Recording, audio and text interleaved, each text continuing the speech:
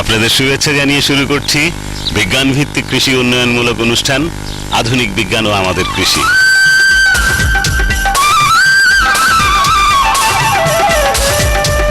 দর্শক, আমাদের প্রকৃতিতে প্রতিনিয়ত পরিবর্তন ঘটছে, ফলে প্রাকৃতিক বৈরিতাও বাড়ছে।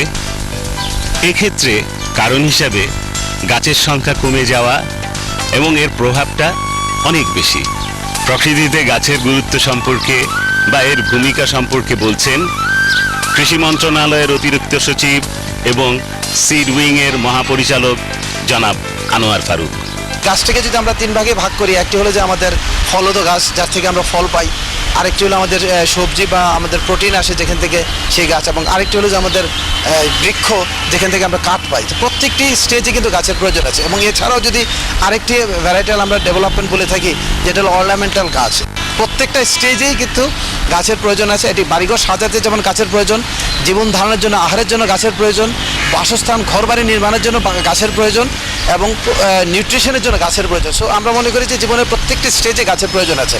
এবং এই পরিবেশকে মেনটেন করার জন্য, আমাদের শ্বাস প্রশ্বাসের জন্য আমাদের যে অক্সিজেনের প্রয়োজন, সেটাও কিন্তু আমরা গাছ থেকে সংগ্রহ করি। আর আমরা নিঃশ্বাস প্রশ্বাসের সাথে যে কার্বন ডাই অক্সাইডটাকে ছাড়ি, সেটি কিন্তু গাছের খাবার হিসেবে গাছ ব্যবহার করে।